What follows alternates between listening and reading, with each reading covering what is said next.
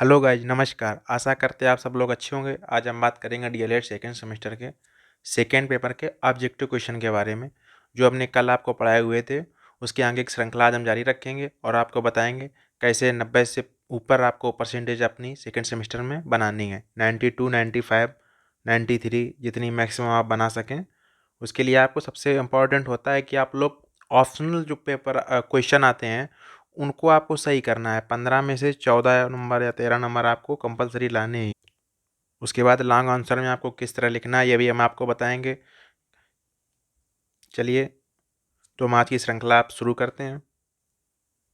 आज की क्लास का पहला क्वेश्चन, हंटर कमीशन ने मुख्य रूप से ध्यान दिया था। ये पूछा गया है। हंटर कमीशन ने मुख्य रूप से ध्यान दिया था प्राथमिक स्तर पर, माध्यमिक स्तर पर या उच्च स्तर पर। सबसे पहले आपको पता होना चाहिए हंटर कमीशन आया कब था। हंटर कमीशन आपका 1882 में आया था। और हंटर कमीशन को प्राथमिक शिक्षा आयोग भी कहते हैं और भारतीय शिक्षा आयोग भी कहते हैं। ये तीनों एक ही चीज़ें हैं। कभी कभी आपसे पूछ लेगा भारतीय शिक्षा आयोग कब आया था, प्राथमिक शिक्षा आयोग कब आया था, प्राथमिक शिक्षा आयोग का अन्य नाम क्या है, तो वह क्या है, हंटर कमीशन। कब आया था, 1882 में। और हंटर कमीशन ने किस पर काम किया था, प्राथमिक शिक्षा पर। राइट ऑप्शन हो जाएगा आपका ए। नेक्स्ट क्वेश्चन पे बात करेंगे। लॉर्ड कर्जन के गवर्नर जनरल बनकर आए थे। लॉर्ड कर्जन थे जो भारत गवर्नर जनरल बनकर कब आए थे, सन 1890 में, या 1899 से 1905 तक आपके भारत के गवर्नर जनरल के पद पर रहे थे। नेक्स्ट क्वेश्चन के बारे में,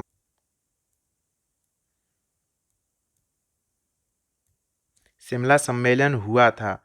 शिमला सम्मेलन आपका कब हुआ था, 1994, 1910, 1901। कब हुआ था आपका, 1901, 1901 में हुआ था शिमला सम्मेलन। आपको इसकी याद करने की ट्रिक भी आगे आपको बताएंगे। अभी आपको याद कर लेना है शिमला सम्मेलन कब हुआ था, 1901 में। नेक्स्ट क्वेश्चन के बारे में बात करेंगे। भारतीय विश्वविद्यालय आयोग का गठन हुआ था। आपसे यहाँ क्वेश्चन पूछा गया भारतीय विश्वविद्यालय का गठन कब हुआ था, तो गठन आपका कब हुआ था, 27 जनवरी 1902 में। गठन आपका 1902 में हुआ था। भारतीय विश्वविद्यालय आयोग बनकर कब तैयार हुआ, तो वो आपका हुआ था 1904 में। तो यहाँ पर अपनी आप ट्रैक बना लेंगे, शिमला आई 1 में और भारतीय विश्वविद्यालय आयोग आया 2 में, और बनकर तैयार हुआ कब, 4 में। इस तरह आप तैयार कर लेंगे। नेक्स्ट क्वेश्चन के बारे में बात करेंगे। कर्जन ने अपनी शिक्षा नीति को एक सरकारी प्रस्ताव के रूप में कब प्रकाशित करवाया, 11 मार्च 1904, 10 जनवरी 1905, 25 फरवरी 1907। इसका राइट ऑप्शन हो जाएगा 11 मार्च 1904। 11 मार्च 1904 को कर्जन ने अपनी शिक्षा नीति को एक सरकारी प्रस्ताव के रूप में प्रकाशित किया था। नेक्स्ट क्वेश्चन पे बात करेंगे।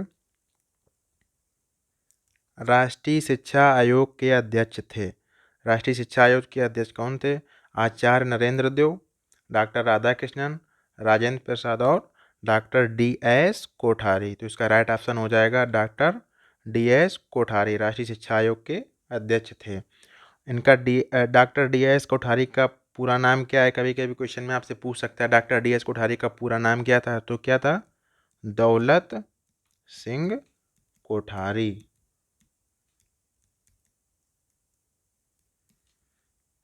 अगला क्वेश्चन देखेंगे। अगला क्वेश्चन देखें उसके पहले आपको बताएंगे राष्ट्रीय शिक्षा आयोग बनकर कब तैयार हुआ था, आया कब था। राष्ट्रीय शिक्षा आयोग आया था आपका 1964 से लेके 66 तक। अभी ऊपर आपके क्वेश्चन में बताया था हमने, राष्ट्रीय शिक्षा आयोग किसे कहते हैं। राष्ट्रीय शिक्षा आयोग कह लीजिए या कोठारी आयोग कह लीजिए, ये एक ही चीज़ है। कब आया था, 1964 में। सन याद रखेंगे, सर बहुत इंपॉर्टेंट है, आपसे सन पूछा जाएगा राष्ट्रीय शिक्षा आयोग कब आया था। नेक्स्ट क्वेश्चन देखेंगे। राष्ट्रीय शिक्षा आयोग का गठन हुआ था 1964 से 1966, राइट ऑप्शन। नेक्स्ट, राष्ट्रीय शिक्षा आयोग का अध्यक्ष कौन था, प्राथमिक शिक्षा आयोग का अध्यक्ष, माध्यमिक शिक्षा आयोग का अध्यक्ष, विश्वविद्यालय अनुदान आयोग का अध्यक्ष, उपरोक्त सभी। तो यहाँ पर सही ऑप्शन होगा विश्वविद्यालय अनुदान आयोग का अध्यक्ष। सी ऑप्शन यहाँ पे सही हो जाएगा। नेक्स्ट क्वेश्चन देखेंगे। 1985 में किस राष्ट्रीय शिक्षा नीति पर विचार विमर्श प्रारंभ हुआ था, सन 68, 1972, 1970। उसका राइट ऑप्शन हो जाएगा 1968। ये ऑप्शन सही हो जाएगा। नेक्स्ट क्वेश्चन देखेंगे। भारतीय संविधान के किस अनुच्छेद के अनुसार 14 वर्ष के बालक और बालिकाओं के लिए निःशुल्क एवं अनिवार्य शिक्षा की व्यवस्था की गई थी? 6 वर्ष से 14 वर्ष के बालिकाओं के लिए निःशुल्क एवं अनिवार्य शिक्षा का प्रावधान हमारे किस आर्टिकल में है? आर्टिकल 14(5) में यहाँ पे दिया गया है, लेकिन यहाँ पे इसका आंसर गलत दिया गया। यहाँ पे 45 ना होकर आर्टिकल 21A होगा। 45 में पहले था, संविधान संशोधन के तहत इसको किस में रख दिया गया है? 21A में रख दिया गया है। 45 में आपके क्या है? 6 वर्ष तक के बच्चों के लिए निःशुल्क शिक्षा है। 6 वर्ष से 14 वर्ष के लिए आर्टिकल 21A में है, और 6 वर्ष तक के लिए किस में है? आर्टिकल 45 में है, जिसको हम लोग गांव में क्या कहते हैं? आंगनवाड़ी, कॉलेज नहीं, वो स्कूल होते हैं छोटे छोटे बच्चों के लिए, वो होता है आर्टिकल 45 में। नेक्स्ट क्वेश्चन के बारे में बात करेंगे। राष्ट्रीय शिक्षा नीति के अनुसार पूरे देश में निम्न शैक्षिक ढांचे को अपनाने का सुझाव दिया गया था।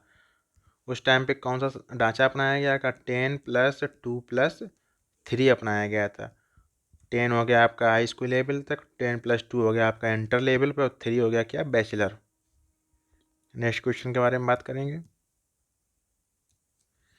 जनता सरकार द्वारा घोषित की गई नई शिक्षा नीति के अनुसार शैक्षिक संरचना के स्तर थे: 8 वर्ष की प्रारंभिक शिक्षा स्तर, +4 की माध्यमिक शिक्षा स्तर, +3 की उच्च शिक्षा स्तर, और दाएं उपरोक्त सभी। इसका राइट ऑप्शन हो जाएगा उपरोक्त सभी। इसके सभी स्तर थे +4, +4, 8 वर्ष की प्रारंभिक स्तर। नेक्स्ट क्वेश्चन देखेंगे। नई राष्ट्रीय शिक्षा नीति 1986 के अंतर्गत प्रारंभिक शिक्षा को अनिवार्य तथा निःशुल्क बनाने के लिए कौन सी योजना निर्मित की गई थी? यहाँ पे आपको पूछा गया 1986 के तहत कौन सी निःशुल्क मतलब निःशुल्क बनाने के लिए, शिक्षा को अनिवार्य और निःशुल्क बनाने के लिए कौन सी योजना को चालू किया गया था? सर्वोदय विद्यालय, शिक्षा का व्यवसायीकरण, ऑपरेशन ब्लैक बोर्ड। तो यहाँ पे राइट ऑप्शन हो जाएगा operation black board. Operation black board योजना आपकी 1987 से 88 में चालू की गई थी। ये प्राइमरी लेवल पे चालू की गई थी ऑपरेशन ब्लैक बोर्ड योजना आपके। आप कैसे याद करेंगे? 1986 में नई शिक्षा नीति आई, उसके जस्ट एक साल बाद 87 और 88 में ऑपरेशन ब्लैक बोर्ड योजना चालू की गई। इसके तहत क्या था? कम से कम 2 कमरे होने चाहिए, एक बरामदे होने चाहिए। इस तरह इसमें काफ़ी चीज़ें थीं जो कि प्राथमिक स्तर पर ही लागू की गई थी। और उस टाइम पे कौन सी पंचवर्षीय योजना चल रही, आपसे पूछ सकता है, तो उस टाइम पे 7वीं पंचवर्षीय योजना चल रही थी जब ये ब्लैक बोर्ड योजना चालू हुई थी। और ये ऑपरेशन ब्लैक बोर्ड योजना आपके जूनियर लेवल पे 1992-1993 में जूनियर लेवल पे चालू हो गई थी। प्राइमरी लेवल पे पूछा जाए तो आप लिख देंगे कब? 1966 और 1967, और जूनियर लेवल पे तो 1992-1993। नेक्स्ट क्वेश्चन देखेंगे। सन 1992 में किस राष्ट्रीय शिक्षा नीति का संशोधित स्वरूप पेश किया गया था? 1992 में जो संशोधित शिक्षा नीति थी वो किसका संशोधित रूप था? ये आपसे ये पूछा गया है। राष्ट्रीय शिक्षा नीति 1982, राष्ट्रीय शिक्षा नीति 1986, राष्ट्रीय शिक्षा नीति 1968, उपरोक्त सभी। उपरोक्त सभी तो यहाँ पे होगा नहीं, इसका राइट ऑप्शन क्या होगा? 1986। सबसे पहले आपकी शिक्षा नीति कब आई थी? 1968 में आई थी। उसके बाद 1986 में आई थी। कैसे याद रखेंगे? 68, इसका जस्ट अपोजिट कर दीजिए, 8 इधर कर दीजिए, 6 इधर कर दीजिए, तो क्या हो जाएगा? 1986। इसका संशोधित रूप था, या 1986 का संशोधित रूप था 1992 में, जिसके तहत आपकी समितियां बनी थी, जिसमें से कुछ इंपॉर्टेंट समितियां हैं। एक समिति थी आपकी जनार्दन रेड्डी समिति, जिसके तहत आपकी 1992 संशोधित करके लागू कर दी गई थी। कौन सी? जनार्दन रेड्डी समिति। इन्हीं की सिफारिशों पे आपकी 1992 लागू कर दी गई थी। नेक्स्ट क्वेश्चन के बारे में बात करेंगे। राष्ट्रीय शिक्षा नीति 1992 के संशोधित कार्यक्रम को कितने खंडों में बांटा गया था? 20, 50, 23, 56। राइट ऑप्शन हो जाएगा आपका 23 भागों में बांटा गया था। 1992 का जो संशोधित शिक्षा नीति थी उसको 23 खंडों में बांटा गया था। नेक्स्ट क्वेश्चन देखेंगे। राष्ट्रीय शिक्षा नीति 1986 की समीक्षा के लिए श्री राम मूर्ति की अध्यक्षता में किस समिति का गठन किया गया था? यहाँ पर क्वेश्चन पूछा गया है जो हमारी राष्ट्रीय शिक्षा नीति 1986 थी, उसके लिए श्री राम मूर्ति का गठन कब किया गया था? तो वो किया गया था 7 मई 1990 ईस्वी में। श्री राम मूर्ति समिति बनी थी आपकी 1990 में। जनार्दन रेड्डी समिति आपकी 1992 में, 2 साल बाद बनी हुई थी। दोनों समितियां आपको याद रखनी है, बहुत इंपॉर्टेंट समिति है। श्री राम मूर्ति समिति 90, जनार्दन रेड्डी 92। नेक्स्ट क्वेश्चन देखेंगे, प्रोफेसर यशपाल समिति से पूर्व किस समिति ने छात्रों पर पढ़ाई का बोझ पर चिंता व्यक्त की थी? पटेल समिति, एनसीईआरटी कार्यदल, उपरोक्त तीनों, आचार्य राममूर्ति समिति। तो इसका राइट ऑप्शन हो जाएगा तीनों।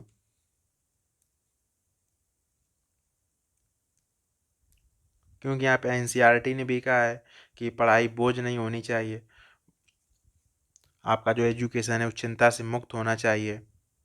हमारी जो एजुकेशन है वो चिंता से मुक्त होनी चाहिए। नेक्स्ट क्वेश्चन देखेंगे, प्रोफेसर यशपाल समिति का गठन भारत सरकार ने कब किया था?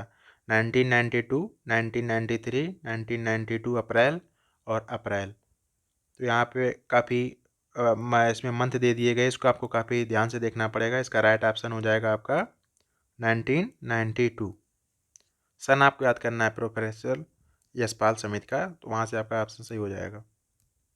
स्कूल चलो अभियान किसका अंग है? पूछा गया। स्कूल चलो अभियान साक्षरता का अंग है, गलत। मुक्त विद्यालय शिक्षा का अंग है, गलत। निरक्षरता का अंग है, गलत। स्कूल चलो अभियान सर्व शिक्षा अभियान का अंग है। स्कूल चलो अभियान आपका सन 2000 में चलाया गया था। सर्व शिक्षा अभियान का ये एक अंग है। नेक्स्ट क्वेश्चन देखेंगे, कस्तूरबा गांधी विश्वविद्यालय योजना संबंधित है प्राथमिक शिक्षा से, प्राथमिक बालिका शिक्षा से, उच्च शिक्षा से, माध्यमिक शिक्षा से। इसका राइट ऑप्शन हो जाएगा प्राथमिक बालिका शिक्षा से। इसके लिए आवासीय विद्यालय की व्यवस्था की गई थी कस्तूरबा गांधी विद्यालय योजना के तहत, बालिकाओं के लिए आवासीय विद्यालय। नेक्स्ट क्वेश्चन देखेंगे, कस्तूरबा गांधी विद्यालय योजना का क्षेत्र क्या है? कस्तूरबा गांधी विश्वविद्यालय योजना कहाँ चालू की गई थी? सबसे पहले शहरी विद्यालय में, नगरीय में, मेट्रो, ये तो हो ही नहीं सकता है, ग्रामीण में। अब आप यहाँ पे कन्फ्यूज होंगे, नगरीय में होगी या ग्रामीण में होगी? तो कस्तूरबा गांधी योजना आपकी ग्रामीण क्षेत्रों में चालू की गई थी। राइट ऑप्शन हो जाएगा सी। नेक्स्ट देखेंगे, ऑपरेशन ब्लैक बोर्ड का आशय क्या था? हर घर में ब्लैक बोर्ड लगवाना, हर कक्षा में चौक पहुंचाना, हर कक्षा में पाठ्य सामग्री की व्यवस्था करना, उपरोक्त में से कोई नहीं। तो यहाँ पे आपको पॉजिटिव ऑप्शन का चयन करना है। अगर आपको नहीं भी आता है तो आपको पॉजिटिव ऑप्शन देख के उसको लगा देना है। तो हर कक्षा में ब्लैक बोर्ड लगवाना, ये तो कहीं से पॉजिटिव नहीं लग रहा है, ये तो गलत ही हो गया। हर कक्षा में चौक पहुँचाना, ये भी आपको कहीं से नहीं लग रहा है। और हर कक्षा में पाठ्य सामग्री की व्यवस्था करवाना, चाक, डस्टर और मतलब कमरे की व्यवस्था हो, शिक्षक शिक्षिकाएँ हों, शिक्षक और शिक्षिकाओं के बीच में और बालक के बीच में रेशियो सही होना चाहिए, जो होता है आप लोगों का प्राइमरी लेवल पे या जूनियर लेवल पे, वो सब होना चाहिए। बैठक व्यवस्था उचित होनी चाहिए। देखते हैं नेक्स्ट क्वेश्चन, साक्षरता से क्या आशय है? सभी पढ़ लिख जाएं, सभी कम से कम पढ़ा लिखा होना चाहिए, सभी अपने हस्ताक्षर कर लें, उपरोक्त में से कोई नहीं। साक्षरता से आशय क्या हो जाएगा? सभी कम से कम पढ़ना लिखना सीख लें। साक्षरता का मतलब ये होता है, साक्षर यानी कि पढ़े लिखे, निरक्षर यानी कि ना पढ़ा हुआ। साक्षर यहाँ पूछा गया, सभी कम से कम पढ़ लिख लें, कहीं जा रहे हैं तो अपना पूरा काम करा लें, इस तरह आपको साक्षरता का मतलब होता है। नेक्स्ट क्वेश्चन के बारे में बात करेंगे, स्कूल चलो अभियान में किस कक्षा तक के बच्चों को आकर्षित करने की योजना थी? स्कूल चलो अभियान में आपकी किस कक्षा तक आकर्षित करने की योजना थी? जो आपका स्कूल चलो अभियान 2000 में चलाया गया था, उसके बारे में पूछा गया। कक्षा 1 से 8 तक, कक्षा 6 से 11 तक, नर्सरी से 5 तक, 2 से 5 तक। तो इसका स्कूल चलो अभियान आपका कक्षा 1 से 5 तक चलाया गया। तो राइट ऑप्शन आपका ए सही हो जाएगा। ठीक है दोस्तों, आज की वीडियो में इतना ही। नेक्स्ट मिलते हैं आपको और कुछ क्वेश्चन की श्रृंखला के साथ में। थैंक यू आज के लिए।